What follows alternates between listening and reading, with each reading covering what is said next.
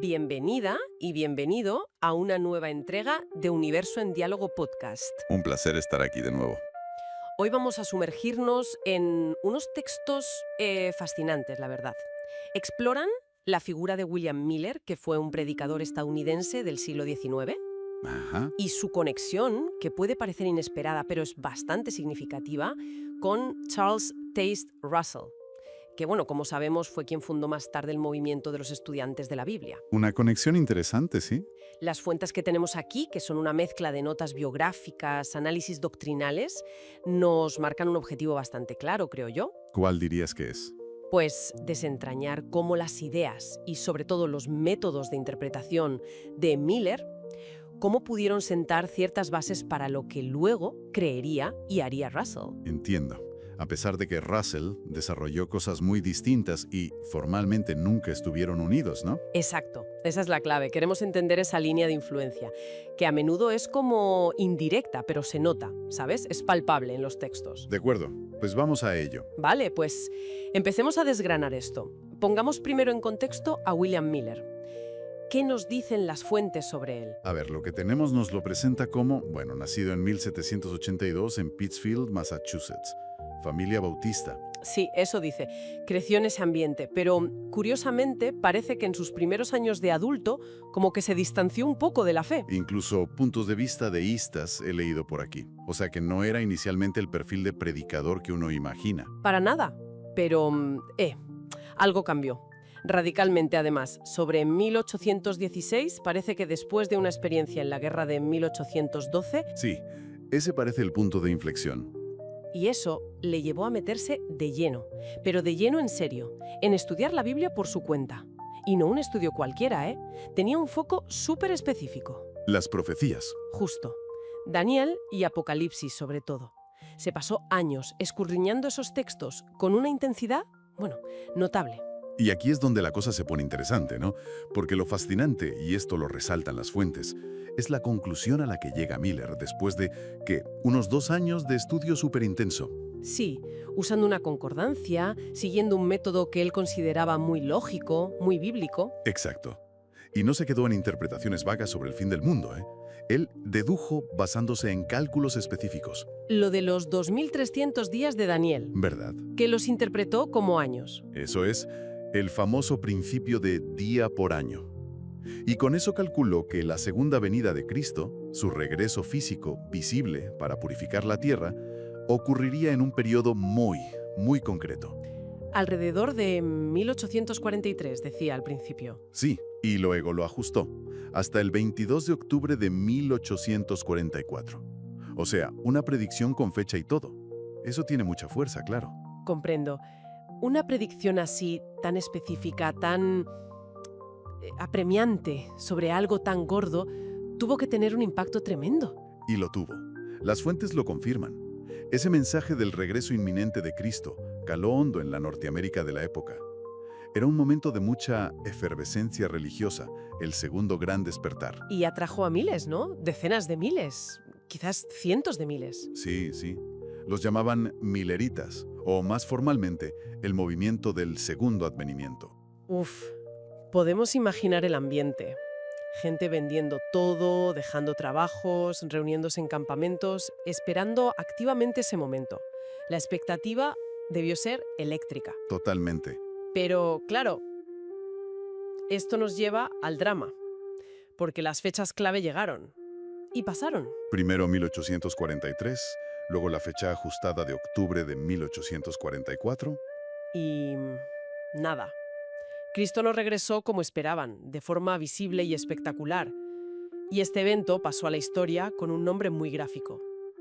El Gran Chasco de 1844. El Gran Chasco, sí.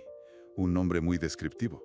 Ante una decepción así, de ese calibre, cualquiera pensaría que eso fue el fin, el colapso total del movimiento. ¿Fue así? Pues parecería lo lógico, ¿no?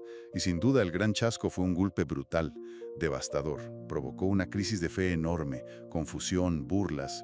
Mucha gente se fue, claro. Normal. Pero, y esto es interesante, las fuentes indican que no fue el fin absoluto.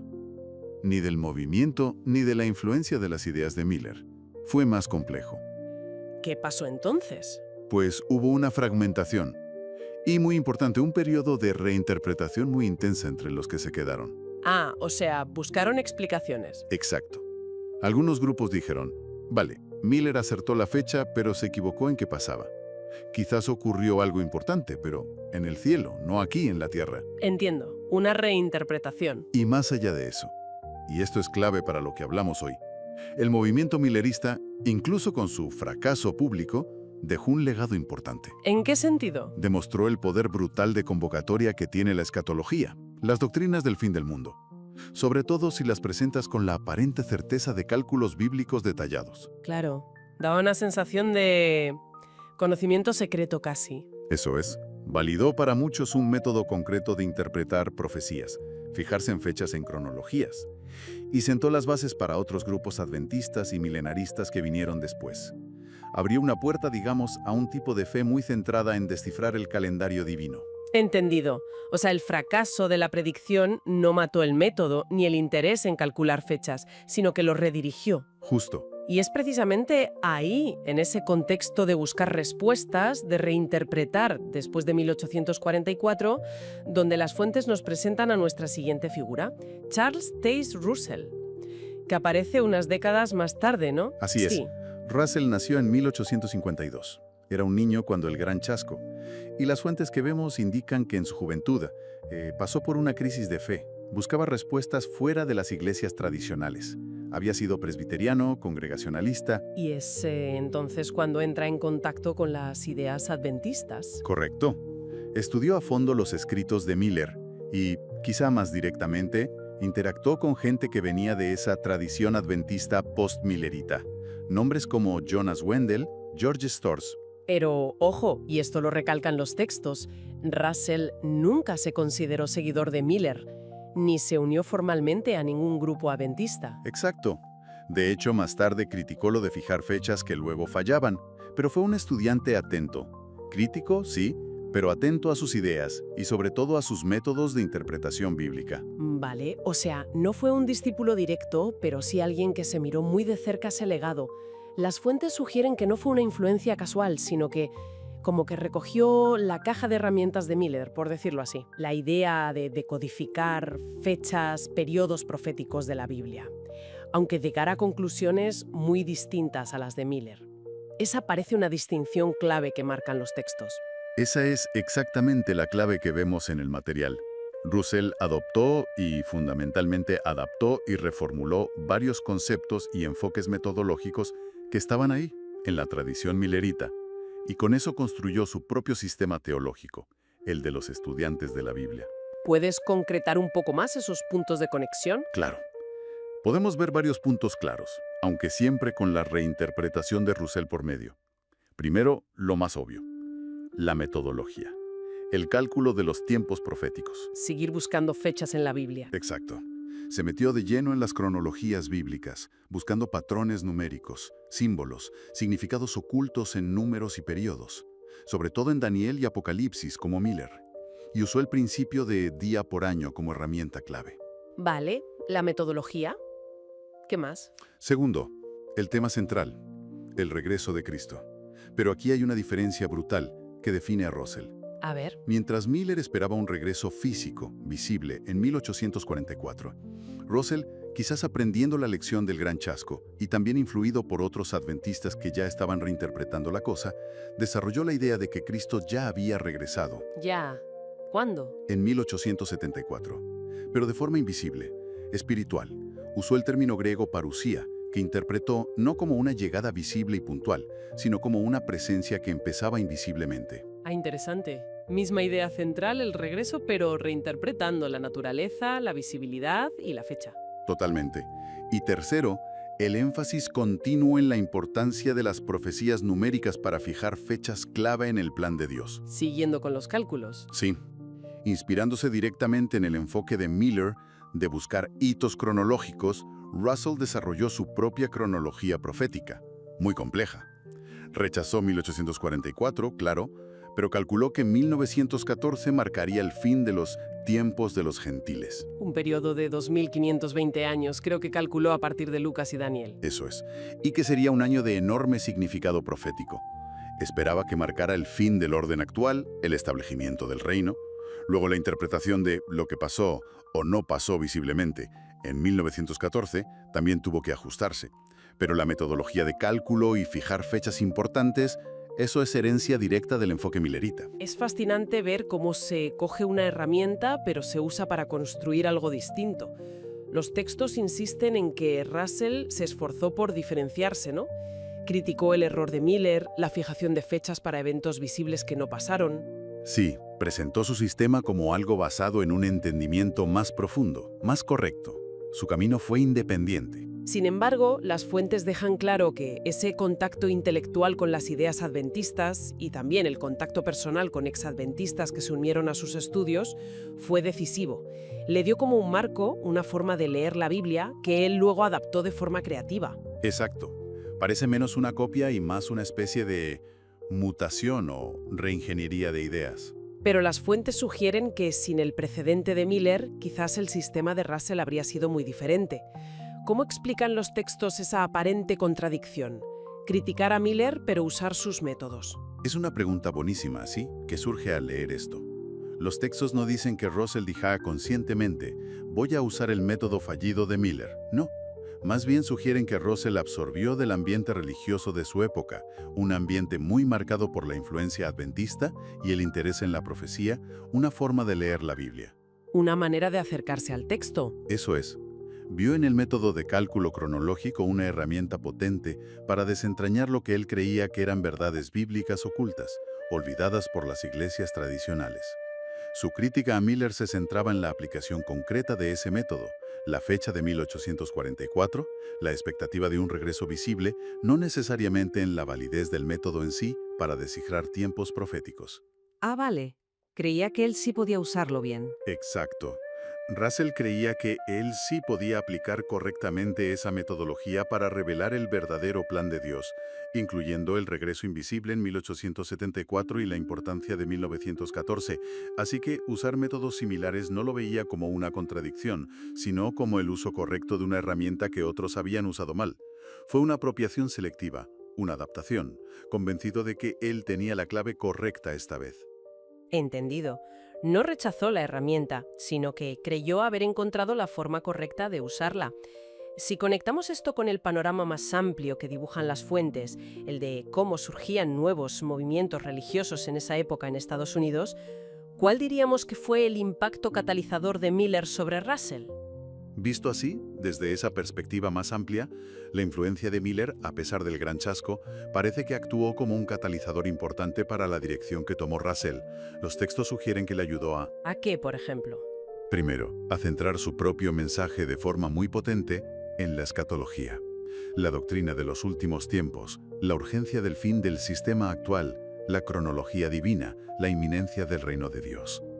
Eso se convirtió en el núcleo absoluto de la predicación de Russell y los estudiantes de la Biblia. Un énfasis escatológico muy fuerte. Muchísimo. Y aunque las fechas y los detalles fueran diferentes, tiene un eco claro del fervor millerita. Entiendo. ¿Algo más? Segundo, le dio argumentos y un enfoque para crear un movimiento claramente diferenciado de las iglesias principales. Russell las consideraba parte de una Babilonia apóstata, Una separación clara. fuera de las estructuras tradicionales, y por una predicación y publicación muy activas para difundir sus hallazgos. Una postura de restaurar verdades perdidas. Exacto, y de separarse de la cristiandad establecida. Eso también tenía paralelos con las actitudes de los milleritas más devotos frente a las iglesias que rechazaron su mensaje. Vale. ¿Y el tercer punto? Y tercero, lo que ya hemos dicho, le permitió introducir su propia versión de un milenarismo calculado, la creencia en un futuro reino milenario de Cristo en la tierra. Miller lo esperaba después del regreso visible en 1844. Correcto. Russell mantuvo la idea central de un futuro milenio y la creencia de que se podían conocer los tiempos de Dios mediante cálculos proféticos, pero reinterpretó las fechas clave, 1874, 1914 y, crucialmente, la naturaleza de los eventos, como la invisibilidad de la parucía. Una forma de mantener la urgencia profética. Sí, y el atractivo de tener un conocimiento especial del plan divino, algo aprendido de la experiencia millerita, pero intentando, a la vez, evitar una decepción pública como el gran chasco, reinterpretando la naturaleza de lo predicho. Entonces, resumiendo un poco todo lo que hemos extraído de estas fuentes, ¿cuál sería la conclusión principal sobre esta conexión? Podríamos decir que William Miller, con su enfoque tan intenso en las profecías de Daniel y Apocalipsis y su método de calcular fechas, actuó, sin quererlo, como un precursor importante para Charles Taze Russell. Un precursor involuntario, sí. Miller encendió una mecha, ¿no? Popularizó masivamente un método de interpretación bíblica muy específico, centrado en la cronología.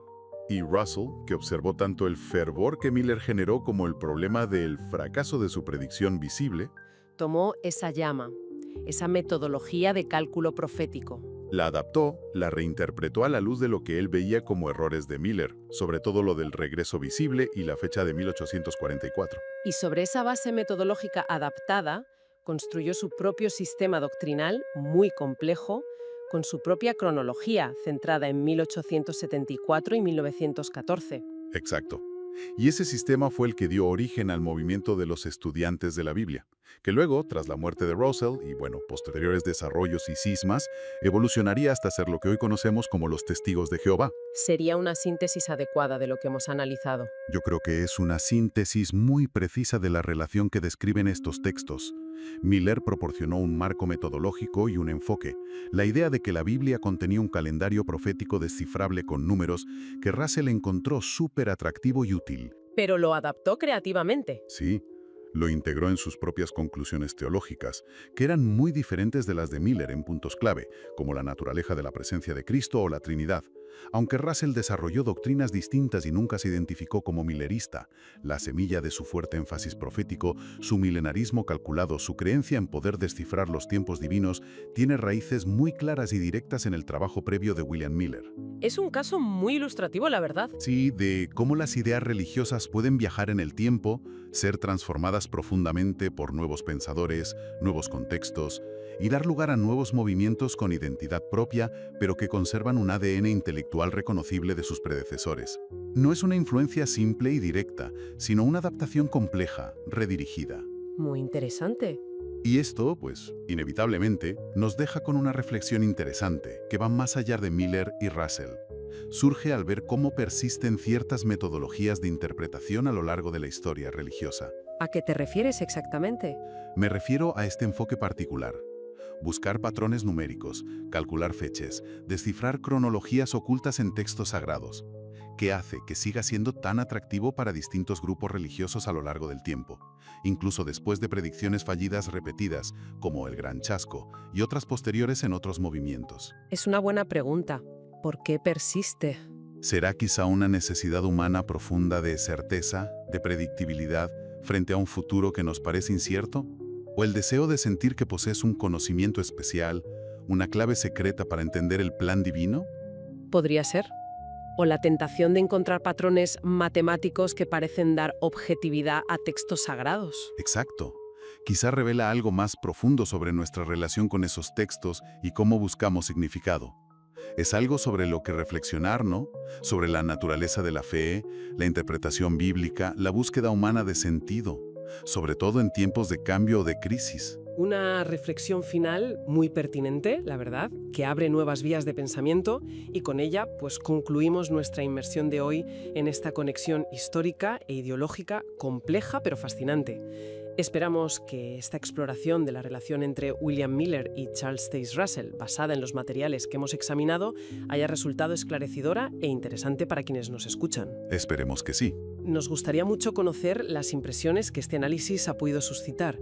Animamos a quienes nos escuchan a dejar sus comentarios, a compartir sus reflexiones o preguntas sobre este tema. Siempre es bueno el diálogo. Y si este contenido les ha parecido valioso, anímense a compartirlo con amistades, familiares o cualquier persona interesada en estas historias intrincadas sobre cómo fluyen las ideas y cómo se desarrollan los movimientos religiosos. Que compartan, que compartan. Y por supuesto, les invitamos a suscribirse al canal de Universo en Diálogo Podcast para no perderse nuestros próximos análisis y exploraciones de temas diversos.